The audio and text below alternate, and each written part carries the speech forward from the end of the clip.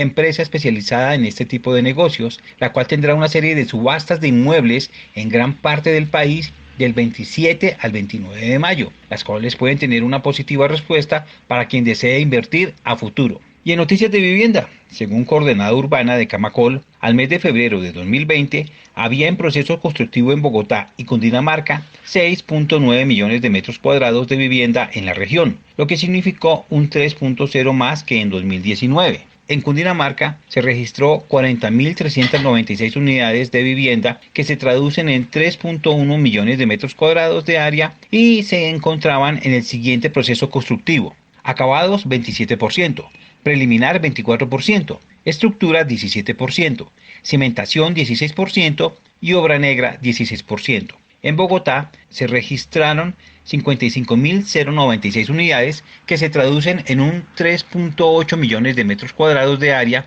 y se encontraban en el siguiente proceso constructivo. Acabados 37%, estructura 21%, cimentación 20%, preliminar 13% y obra negra 9%. Y les tenemos ahora nuestra sección de núcleos de la construcción. Núcleo concreto normativo de la construcción número 57. Normas durante el estado de emergencia sanitaria, económica, social y ecológica. En este momento crítico para el mundo y para el país es fundamental conocer que estamos en un estado de emergencia sanitaria, económica, social y ecológica, por lo cual el presidente ha tenido que emitir una gran cantidad de normas y decretos que cambian el funcionamiento del Estado y de nuestras actividades como ciudadanos. La primera reglamentación fue expedida por el Ministerio de Salud mediante resolución 380 del 10 de marzo de 2020, por la cual se adoptan medidas preventivas sanitarias en el país por causa del coronavirus COVID-19 y se dictan otras disposiciones. 2 días después, el Ministerio de Salud, mediante la resolución 385 del 12 de marzo de 2020, declara la emergencia sanitaria por causa del coronavirus COVID-19 y adopta medidas para hacer frente al virus. 5 días después, el presidente expide el decreto 417 del 17 de marzo de 2020, por el cual se declara un estado de emergencia económica, social y ecológica en todo el territorio nacional. Esta declaratoria del estado de emergencia se da entre los artículos 212 a 215 de la Constitución Política de Colombia de 1991, especialmente el artículo 215, el cual establece: cuando sobrevengan hechos distintos de los previstos en los artículos 212 y 213 que perturben o amenacen perturbar en forma grave e inminente el orden económico, social y ecológico del país o que constituyan grave calamidad pública, podrá el presidente, con la firma de todos los ministros, declarar el estado de emergencia por periodos de hasta 30 días en cada caso, que sumados no podrán exceder de 90 días en el año calendario. Mediante tal declaración, que deberá ser motivada, podrá el presidente, con la firma de todos los ministros, dictar decretos con fuerza de ley destinados exclusivamente a conjurar la crisis y a impedir la extensión de sus efectos.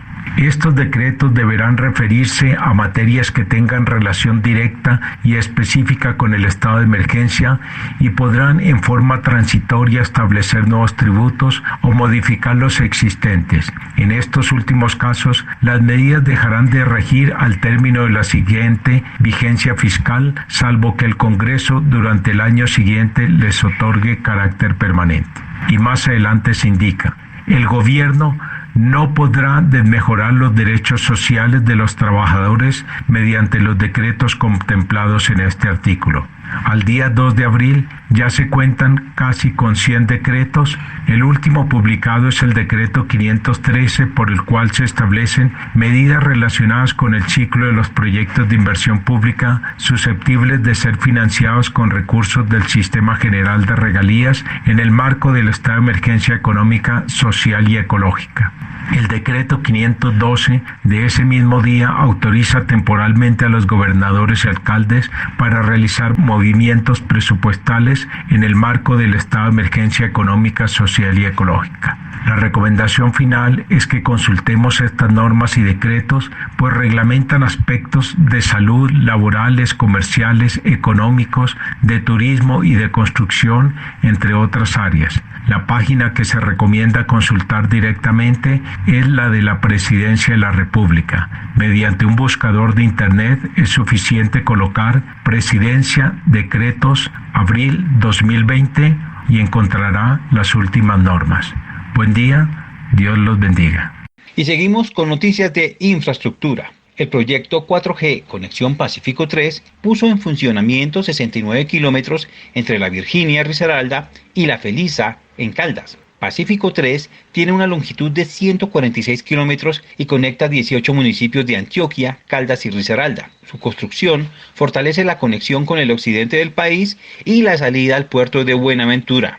A la fecha, el proyecto registra un avance del 75%. Entre sus obras se destaca la construcción del túnel de Irra, entre el sector de Tres Puertas y la Felisa, por la disminución de los tiempos de viaje, y el túnel de Tesalia, el cual logró el Cale, finalizando con éxito en marzo la etapa de excavación de 3.507 metros. Cuando este túnel entre en servicio, un camión de carga que se transporta hoy en día de la Virginia a Medellín en 5 horas y media, lo hará en 3 horas y media.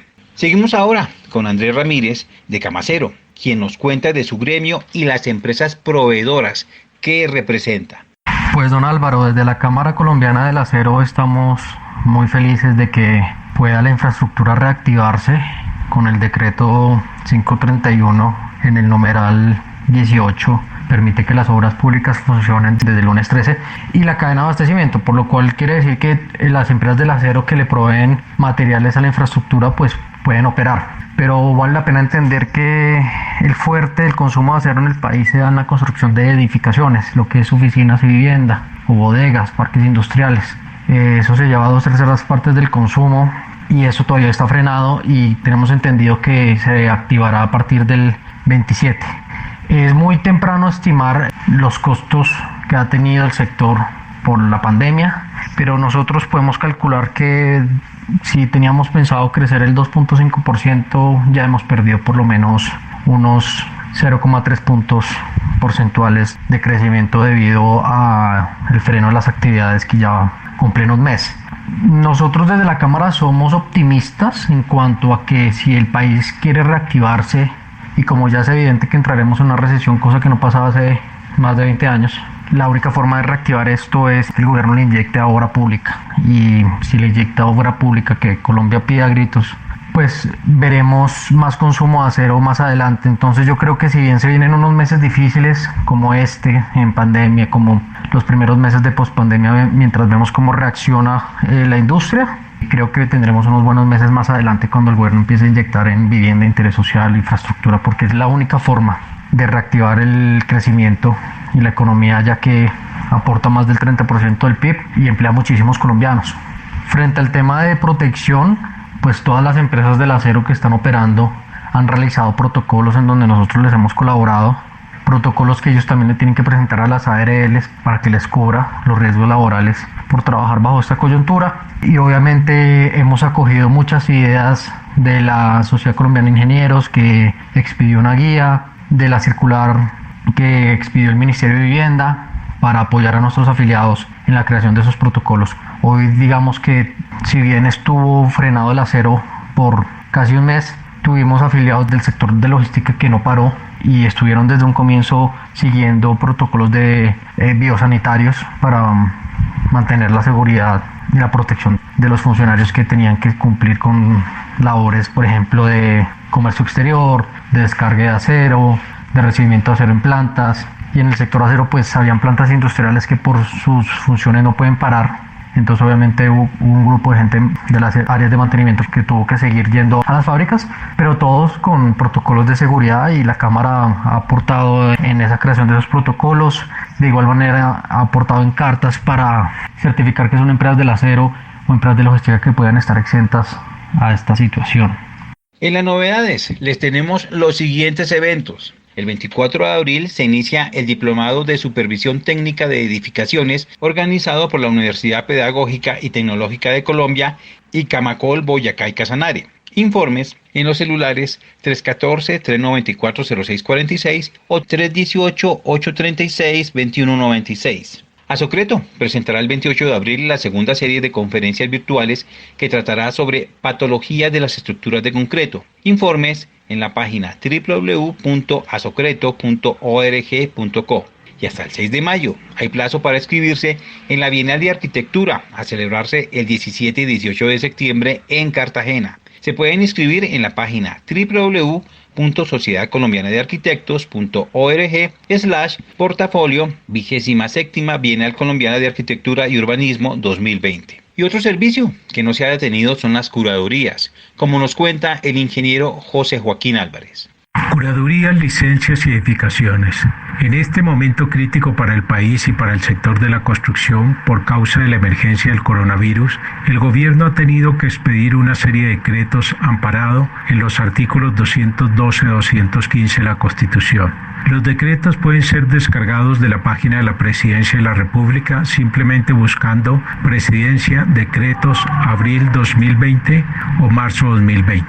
Mediante el decreto 417 del 17 de marzo de 2020 se declaró el estado de emergencia económica, social y ecológica en todo el territorio nacional y la cuarentena se prolongó por el decreto 531 del 8 de abril, por el cual se imparten instrucciones en virtud de la emergencia sanitaria generada por la pandemia del coronavirus y el mantenimiento del orden público. Se permite avanzar en las obras de infraestructura y construcción que se encuentran amparadas por las excepciones descritas en los numerales 18 a 21. Además, para el caso específico de las construcciones, el Ministerio de Vivienda, el de Trabajo y el de Salud expidieron la circular conjunta 001 del 11 de abril, donde se dan las directrices para que las construcciones, una vez superada la cuarentena el 27 de abril, tengan elaborado el protocolo de bioseguridad, prevención y promoción para la prevención del coronavirus, con el fin de poder continuar de manera segura las construcciones. Las curadurías urbanas, por ser un servicio público, deberán funcionar, es decir, seguirán con los trámites de solicitudes de licencia y expedición mediante los canales digitales y con una presencia física reducida y controlada, de acuerdo con las directrices de la Superintendencia de Notariado y Registro, según circular 337 del 13 de abril. Puede consultarse en la página www.supernotariado.gov.co circulares. Seguimos con notas de infraestructura. La Ruta del Sol 3 es uno de los proyectos viales más importantes del país, pues conectará a los departamentos de Cesar, Magdalena y Bolívar con el centro del país, a través de la construcción de 476 kilómetros de doble calzada, el mejoramiento de 464 kilómetros y la operación y mantenimiento de 940 kilómetros. Desde su reactivación, se han construido 157.14 kilómetros y se han mejorado 142.96 kilómetros para una ejecución de 300 kilómetros y un avance total del proyecto del 32%. Y culminamos por hoy. Gracias por acompañarnos. Les deseamos como siempre que pasen un feliz día, una feliz tarde y una feliz noche y a quedarse en casa. Finaliza Colombia Construye, el único programa en Sudamérica especializado en el campo de la construcción. Estaremos el próximo sábado a las 12 del día con todas las noticias del gremio constructor. Colombia Construye. Dirige Álvaro Espina Moreno.